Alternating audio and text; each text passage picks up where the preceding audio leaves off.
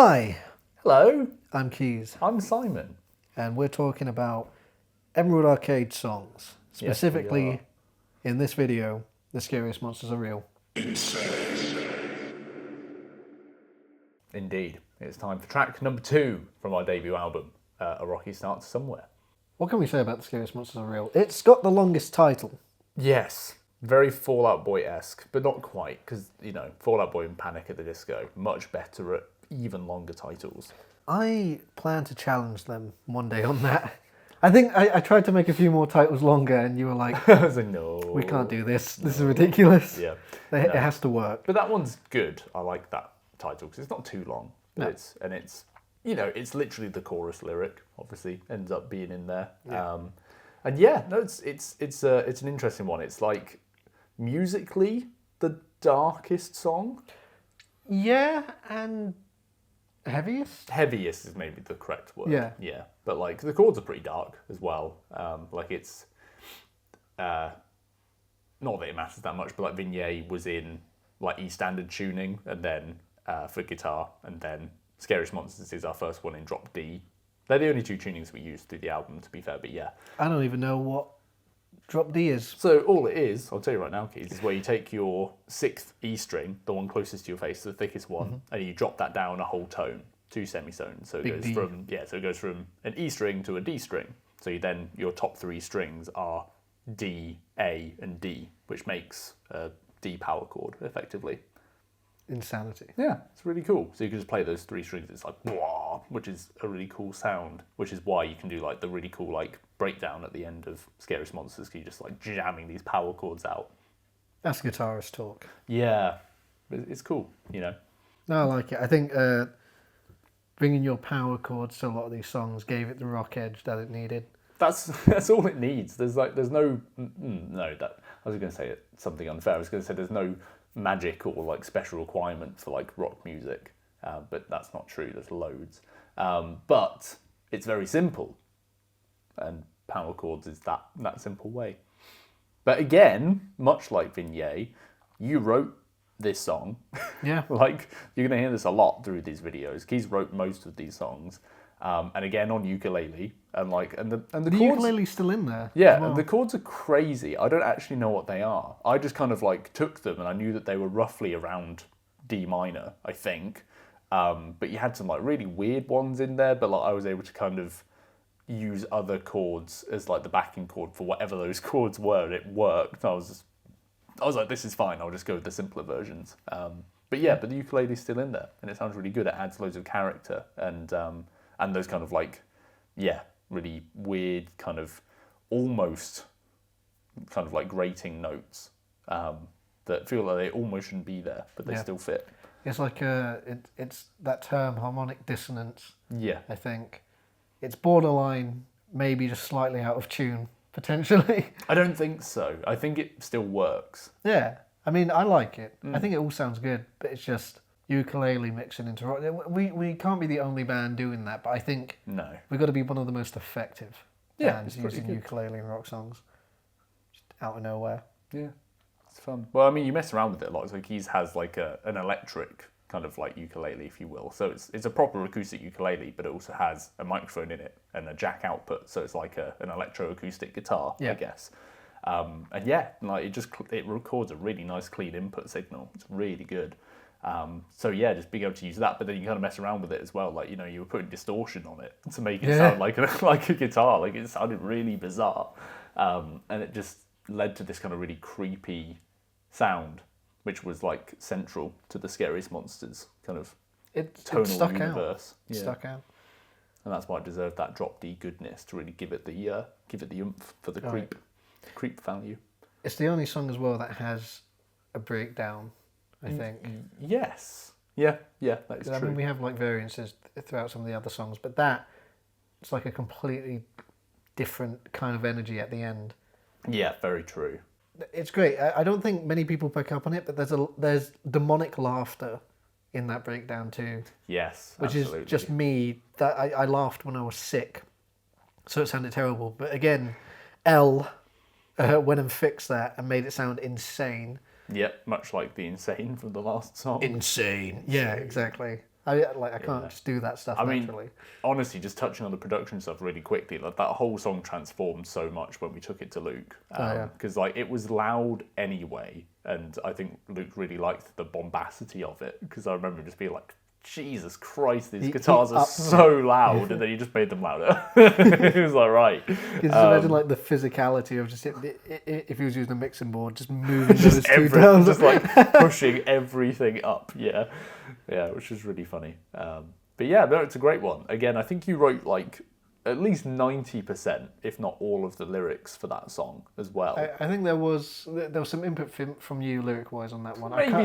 Maybe for the first time. I think maybe a little bit on the pre-chorus, let's call it.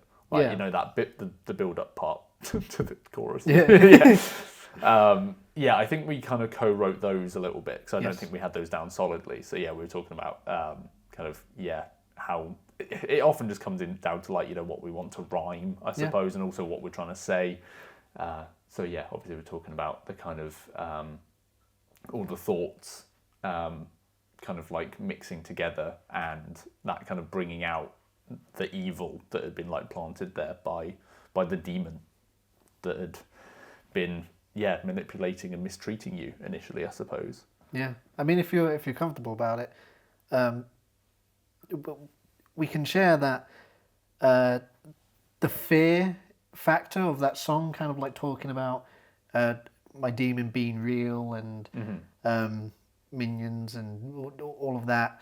It comes from experience. Like, we've been in quite horrible relationships. Yeah. You know, and there's an abuse factor in there, and I think it goes to show how that sort of experience can impact somebody. But rather than just talking about it or telling a story, you have that music, the backing that shows you the energy of your brain in that moment. Yeah.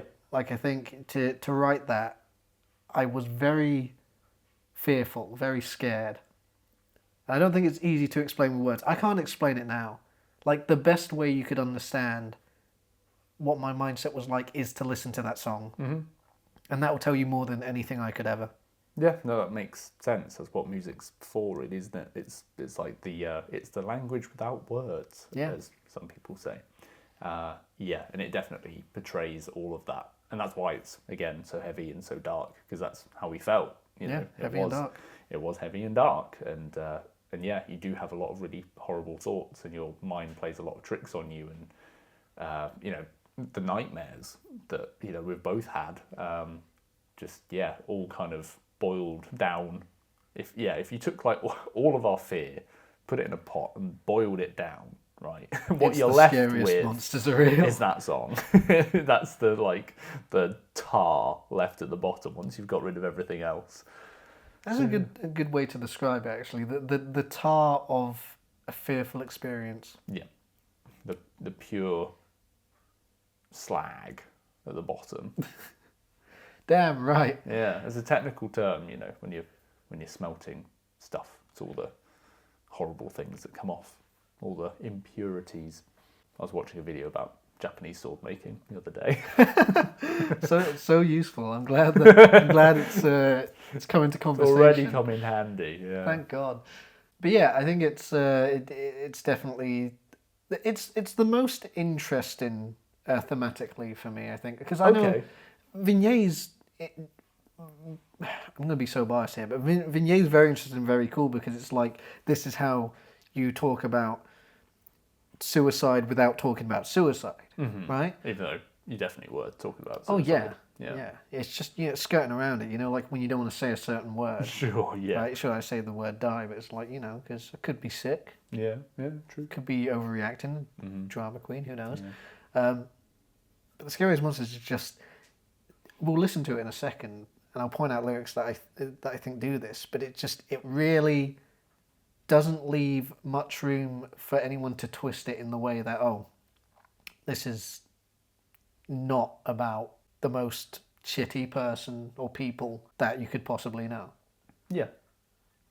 But at the same time, what I love about these songs and this music is it's not about people. It's about the person experiencing the aftermath. of For people. sure, yeah. It's not. None of it's in the moment. Yeah. It is literally just the dust settling on the chaos that came before. Yeah. And the journey to escaping that dust, I suppose. Which is, it's beautiful as well in the way that a rocky start, the start is after all the bad stuff. Yeah, that's very true. Yeah. It's not during it, it's not going through it, it's, I'm outside now. Where am I? Yeah, how do I pick up these pieces? It's a rocky start. There's stones on the floor, start walking. Get your flip-flops on. You're going to need them. Might get a couple of stones in your shoe, and that's what the Scariest Monsters Are Real is. Character building. Yeah. Shall we listen to it? Yeah, go on then. Let's see if this is turned off again. Hopefully not. Yeah. We're good. There's the ukulele. Yes, and this opening bit is a little more muted than the rest of the song, which again, Luke's idea, but like, God. And then the drop D guitar comes in. Just hits so hard, it's like a wall. It's like, ugh. It's amazing. I love the drums in this. Fun fact, there's actually 3 layers of different drum beats in this song. Basically impossible to play live. Yeah, unless we get 2 more drummers. My dad will never stand for it. He'll be so upset. More of that demonic voice as well. Yes, a lot of that in the first 2 tracks.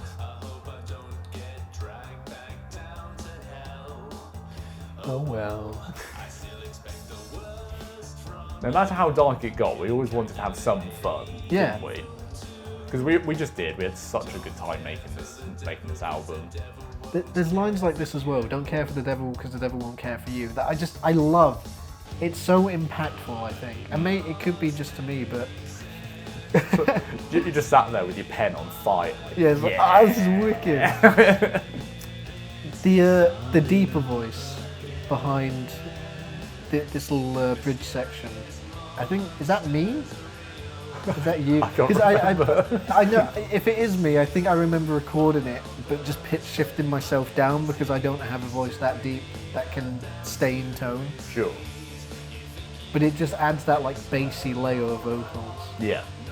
Yeah. The chorus turned out well. We like with all songs, we revised the lyrics several times through making the song.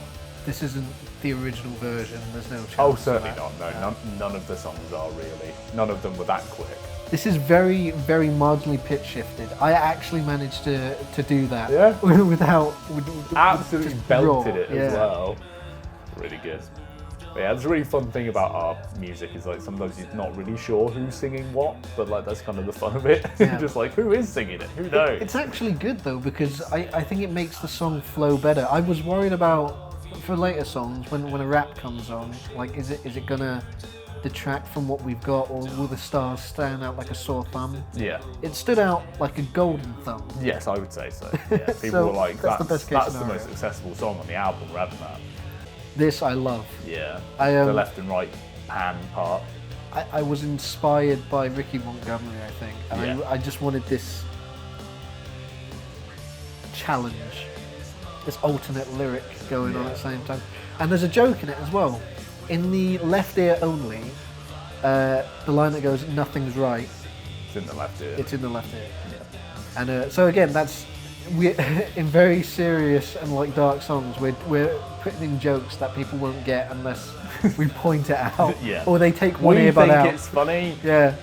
Was it Ricky Montgomery that inspired A Thing About Love as well, that we get to later? Is Yes. That? Yeah. Okay. Yeah. But it was somebody else who inspired the "What's Wrong" in opposite track. Oh, okay. And we'll need to check before we get to that. Okay, no worries. But yeah, I just love throwing like as many guitar lines as possible in this song and all the vocal harmonies. And then we have the crazy breakdown at the end with the demonic laughing. Again, massively Muse inspired. Because we're in Drop D, I was thinking like Stockholm Syndrome vibes, just like a really heavy outro and a classic kind of Muse. Which Just was a massive bend. brilliant. It just sounds good. doesn't Sounded it? amazing. You have a very good knack for having these guitar. Is it harmonic lines? I don't know what I'm saying. You just have a guitar riff that comes on that's really fast, or the most notable examples are in this one and A Thing About Love. Right, because you have that. Yeah, I really love those ones. Amazing. Like, you'll see me gush over that when we listen to it. Can't wait. Is there anything else you want to say about Scariest Monsters? Don't think so. I love it. It's a big banger tune, and I think it's relatively popular as well. I think quite a few people like it. Yeah, it's the best part about all of the songs we've released in general is every single song. Somebody says it's their favourite. Yeah, which is really nice. So there's no losers in this album. No, not really. Like, I don't think if you had a gun to my head and said, pick one song to remove, kill me. Okay. I can't. They're all it, you know. Yeah. Next one. Next one.